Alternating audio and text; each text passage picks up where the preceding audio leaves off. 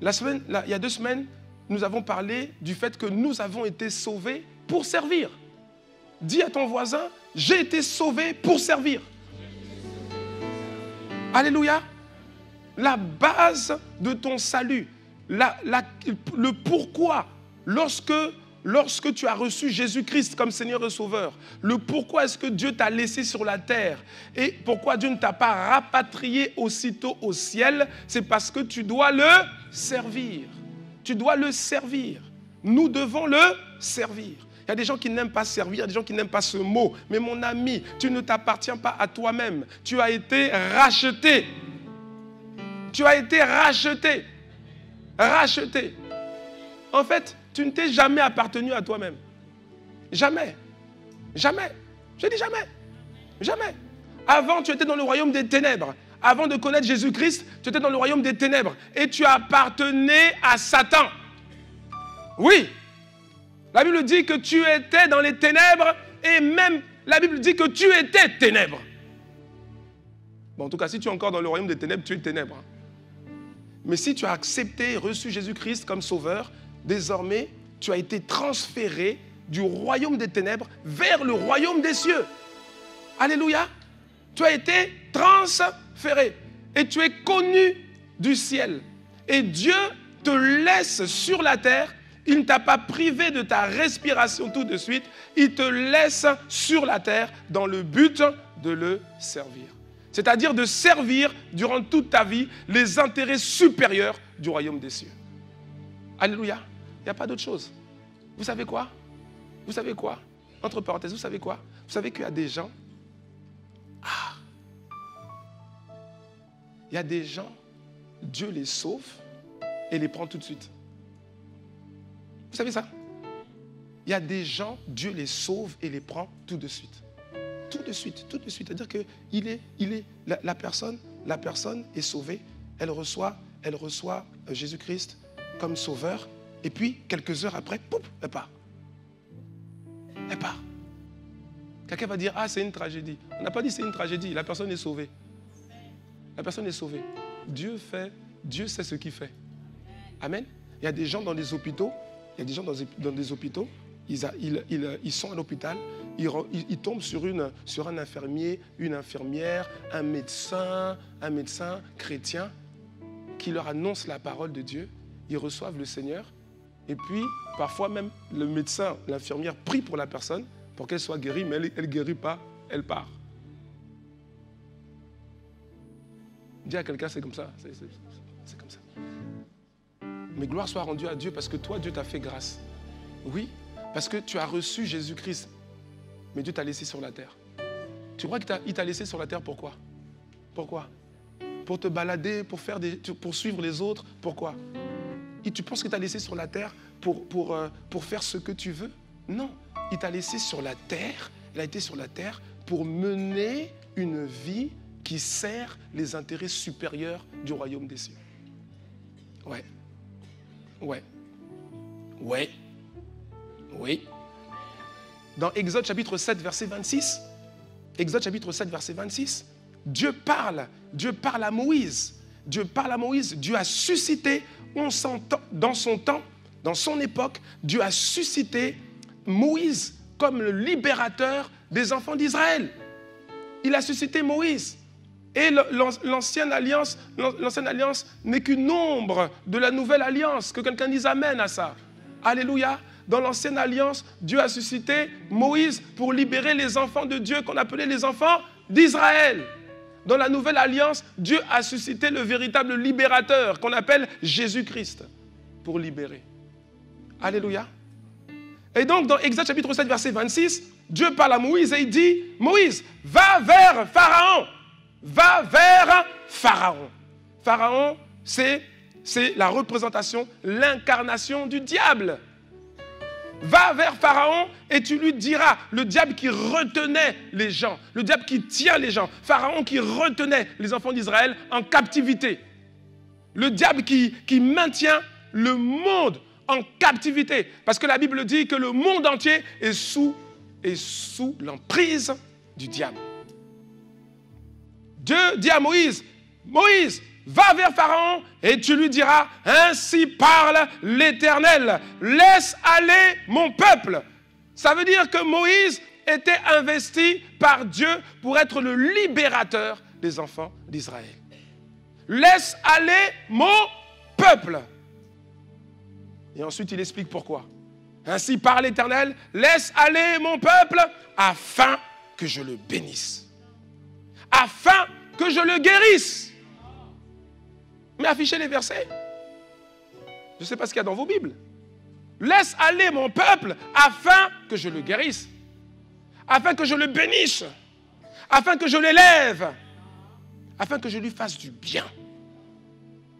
Afin qu'il me serve. Ça ne veut pas dire que tout ce que j'ai dit avant, c'est pas vrai. Mais en fait, tout ce que j'ai dit avant, c'est inclus dans le fait que tu le serves. Quand tu le sers, tout ce qu'on a dit là, tout ce qu'on a dit suit. C'est la raison pour laquelle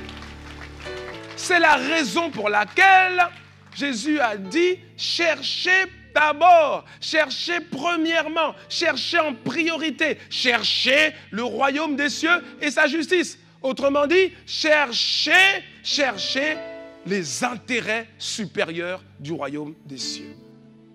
Et toutes ces choses qui font partie de la vie, toutes ces choses qui font qu'une vie sur la terre va être plus agréable. Toutes ces choses, Dieu dit, toutes ces choses vous seront données par-dessus. Alléluia. Alléluia. Bien-aimé, il faut réaliser une chose. Ce n'est pas un problème compliqué pour Dieu de te bénir. Ce n'est pas un problème compliqué pour Dieu de te bénir, je t'assure. Ce n'est pas un problème compliqué. C'est-à-dire que Dieu n'a pas... Ce n'est pas un problème. Ce n'est pas un problème. Dieu n'a pas... Ce n'est pas un problème pour lui de te bénir. Le problème que Dieu a, c'est de trouver des personnes avec lesquelles il va pouvoir travailler. C'est ça. C'est ça. C'est ça.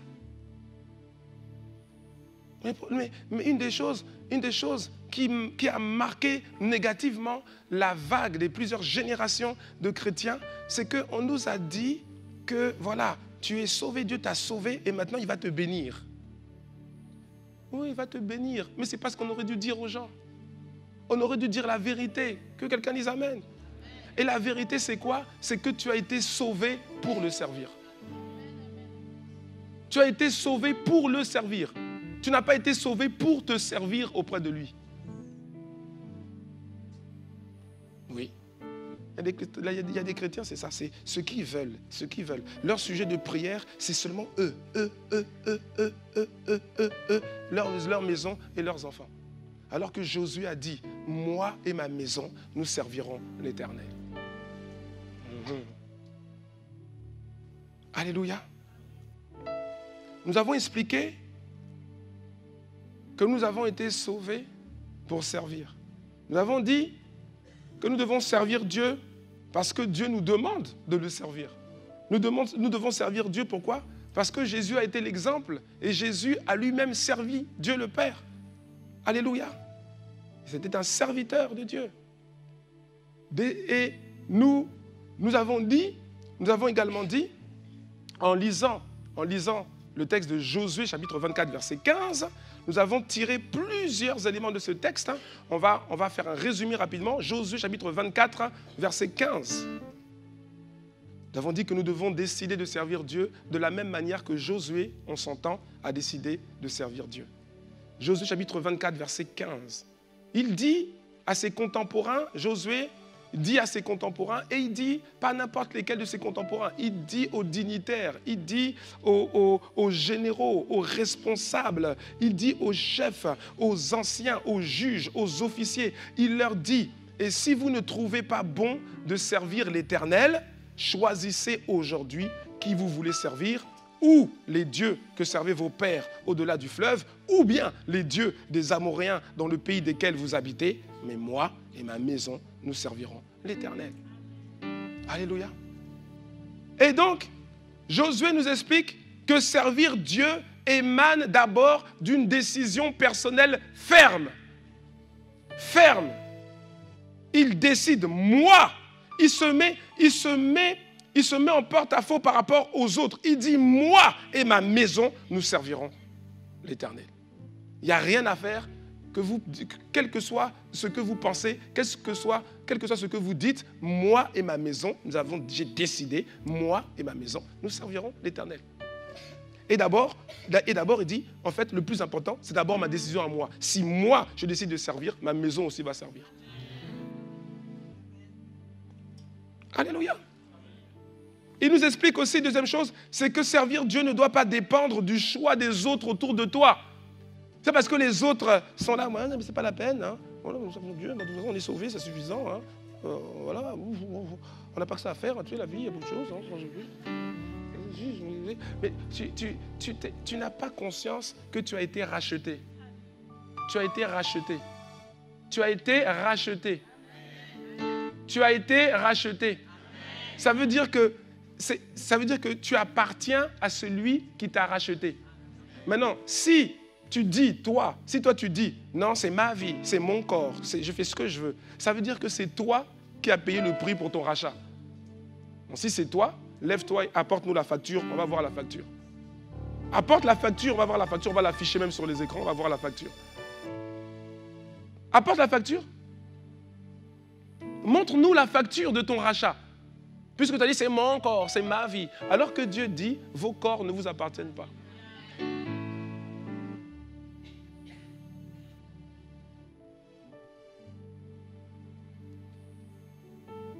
C'est ton corps. Qui t'a donné ton corps?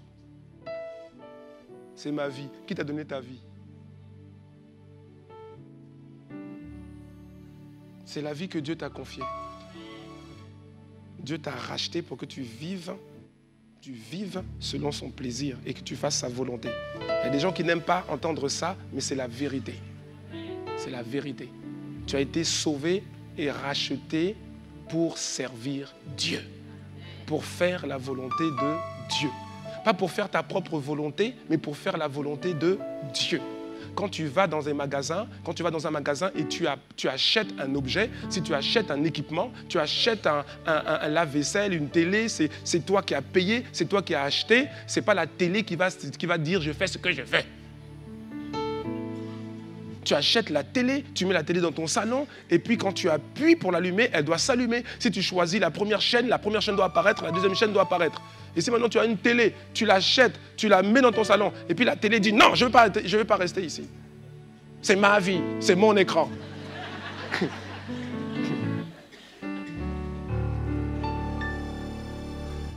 Et même si la télé reste dans la maison, elle décide, bon, je reste dans la maison. Je reste dans la maison. Mais toi, tu dis, je veux la chaîne numéro 3. Tu mets la 3, la télé dit, non, no way. Moi, j'aime la 4. Donc, je mets la 4. Mais qui a racheté la télé? C'est elle-même qui s'est rachetée ou bien c'est toi qui l'as rachetée? Celui qui achète ou qui rachète est le véritable propriétaire. Et celui qui t'a racheté par son sang, lui, il a la facture, hein. Jésus peut te présenter la facture. Il te présente la facture. Oui. C'est main trouée. Il te présente la facture. Voilà la facture. Il y a quelqu'un qui dit, bon, je vais me racheter à Jésus. Mon ami. Ah bon, hein? Tu vas te racheter. Tu sais quel est le prix? Toi, tu connais le prix? Aucune banque, même toutes les banques réunies, même si elles te font, elles te donnent toute leur liquidité pour que tu amènes ça pour acheter, mon ami. Ça n'a aucune valeur. Ça, tu ne peux pas racheter. Tu ne peux pas te racheter. Tu ne peux pas. Tu appartiens à Dieu et tu dois faire la volonté de Dieu. Un point, c'est tout. Amen.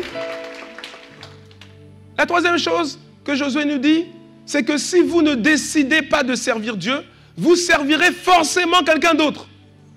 C'est pour ça qu'il explique, il ne donne pas 150 choix. Il dit, si vous ne trouvez pas bon de servir Dieu, et c'est de là le meilleur choix, alors il dit, choisissez aujourd'hui. Dis à quelqu'un aujourd'hui. Aujourd'hui, de toute façon, si tu ne sers pas Dieu, tu serviras quelqu'un d'autre. Si vous ne trouvez pas bon de servir l'Éternel, choisissez aujourd'hui qui vous voulez servir. Soit les dieux que servaient vos pères au-delà du fleuve, c'est-à-dire le Dieu de vos pères, vos traditions, vos styles de vie ancestraux, la manière de faire de vos pères. Voilà, ça aussi, ça représente les traditions, ça représente des petits dieux derrière. Oui ou non? Ou bien, il dit, ou bien, servez les dieux les dieux des Amoréens dans le pays dans lequel vous habitez. Mais moi et ma maison, nous servirons l'Éternel. Alléluia. Dans Romains chapitre 6, verset 16, l'apôtre Paul, inspiré par le Saint-Esprit, il dit ceci, il pose une question évidente, avec la réponse, dont la réponse est évidente. Il dit, ne savez-vous pas? Tourne-toi vers quelqu'un, dis-lui, ne sais-tu pas? Voilà. Quand la Bible dit, ne savez-vous pas, c'est-à-dire qu'en principe, on devrait savoir. Amen. Et donc c'est un rappel salvateur. Ne savez-vous pas qu'en vous livrant à quelqu'un comme esclave pour lui obéir? Comment est-ce que tu deviens esclave de quelqu'un? C'est quand tu lui obéis. Ne savez-vous pas donc qu'en vous livrant à quelqu'un comme esclave pour lui obéir, vous êtes esclave de celui à qui vous obéissez? Soit vous obéissez au péché, soit du péché qui conduit à la mort, soit de l'obéissance qui conduit à la justice. Que quelqu'un dise Amen. Alléluia. Et plus loin, au verset 22, il dit, mais maintenant, étant affranchi du péché et devenu esclave de Dieu. Dis avec moi, je suis esclave de Dieu. Dis avec moi, je suis devenu esclave de Dieu. Avant, j'étais esclave du péché. Et maintenant, je suis esclave de Dieu.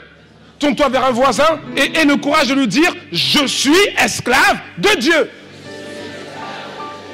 Si ton voisin ne t'a rien dit, ça veut dire une chose claire, c'est qu'il est esclave du diable.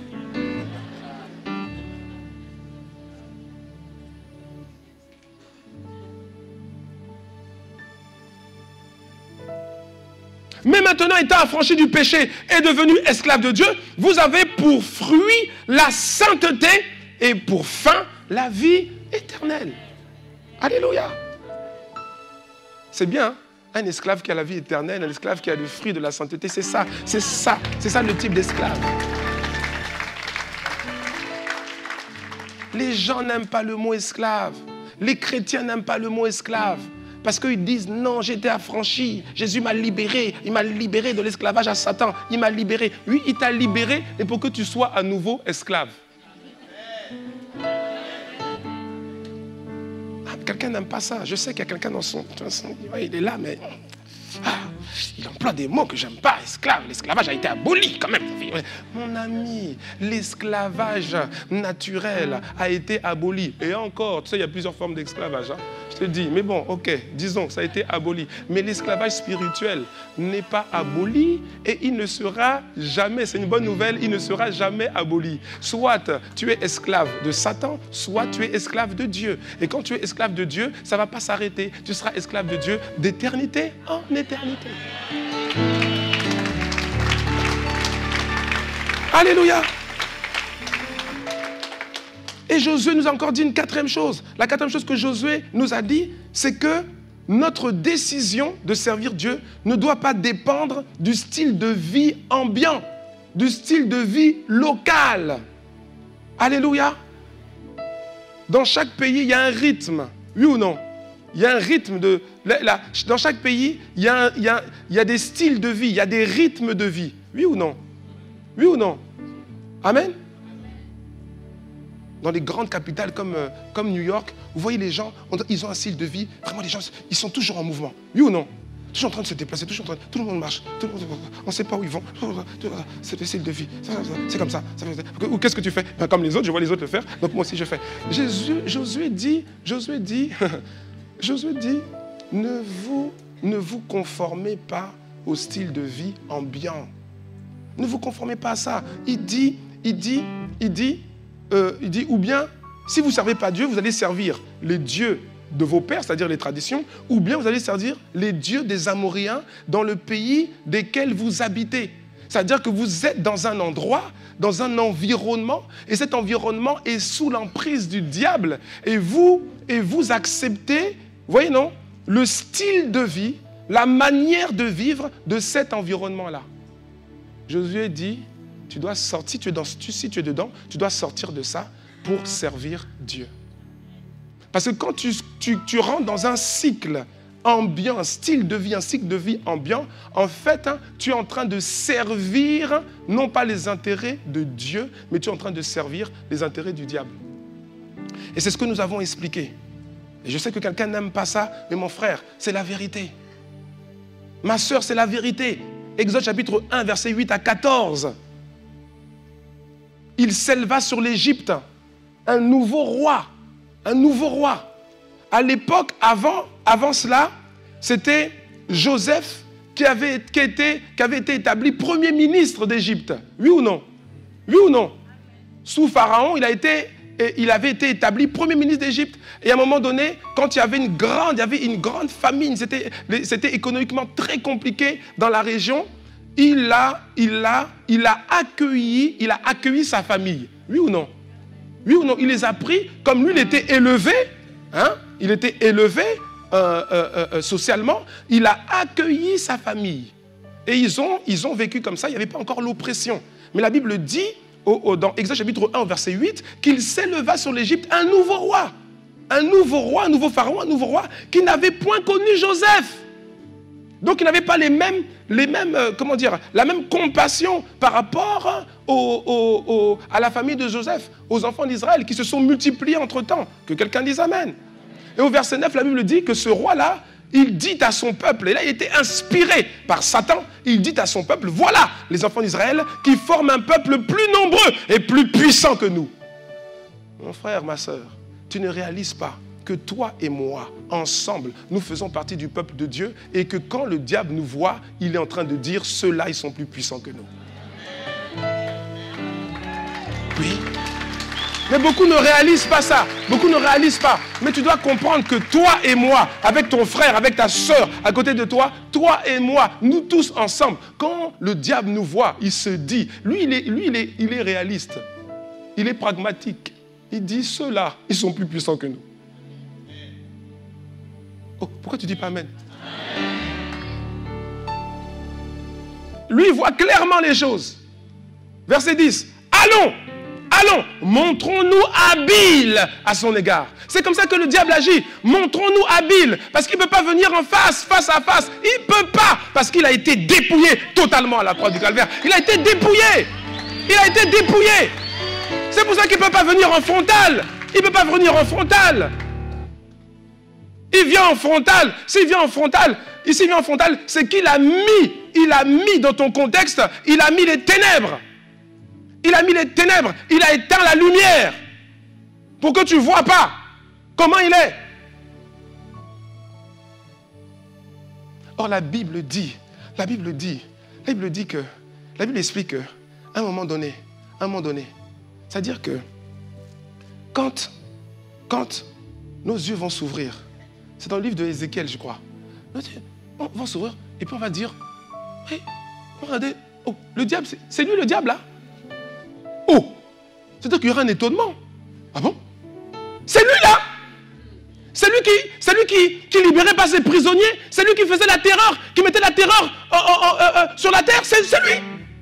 Mais nous on pensait que c'était, c'est-à-dire que plus grand que Goldorak, on pensait que c'est lui là?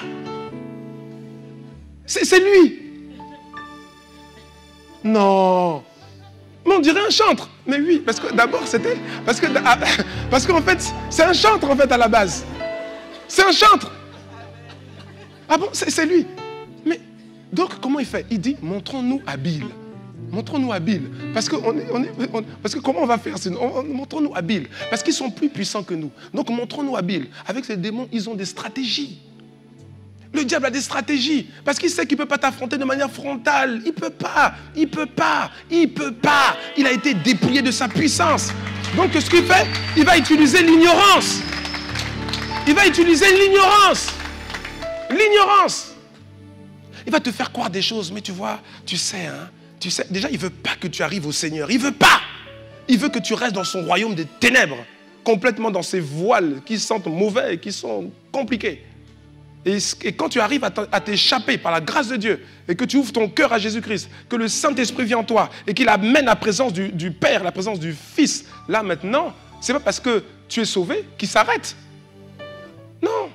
Sauf qu'il change de stratégie. Avant, il pouvait te frapper en frontal. Pourquoi? Parce que tu étais dans son royaume. tu étais dans son royaume. Donc il pouvait te frapper de toutes sortes de manières. Des malédictions, des maladies héréditaires, toutes sortes de choses. Mais quand tu as quitté son royaume, tu es maintenant dans le royaume de Dieu, le royaume des cieux. Là maintenant, ça ne veut pas dire qu'il arrête de t'embêter. Non, il va continuer. Mais il va le faire de manière habile, de manière subtile. Parce qu'il sait qu'il n'a pas de pouvoir dans ta vie s'il n'y a pas le péché dans ta vie. Donc qu'est-ce qu'il va chercher à faire? Il va chercher à t'amener à pécher. Il va t'amener à pécher, à pécher. Et si tu as commencé à être bien enseigné et que tu réalises que non, le péché, c'est pas bon, et bien qu'est-ce qu'il va faire? Il va trouver une formule, il va être habile. Péché mignon. Parce que le but, c'est qu'il veut t'amener à pécher. Parce que tant qu'il ne t'a pas amené à pécher, il ne peut pas agir dans ta vie. Il ne peut pas.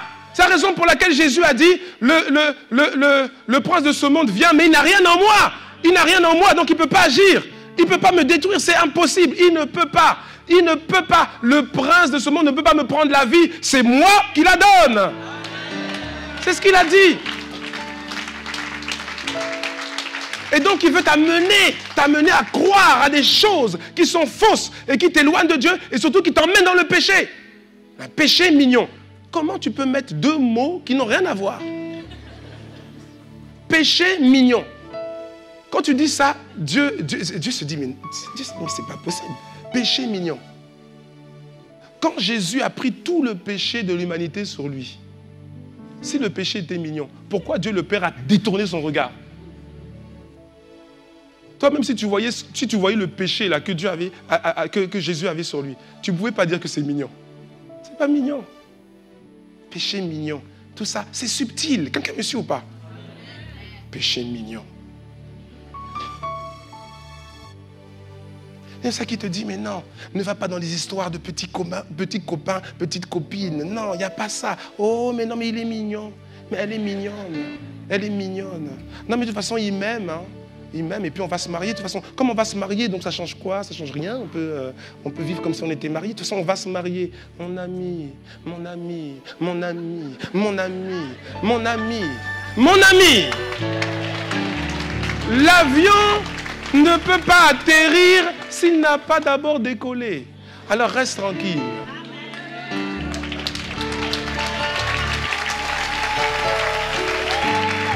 Ça veut dire que tu ne peux pas aller coucher si tu ne t'es pas d'abord marié avec la personne. Maintenant, si tu arrives à faire atterrir un avion sans qu'il n'ait décollé, alors, ok, nous nous inclinons.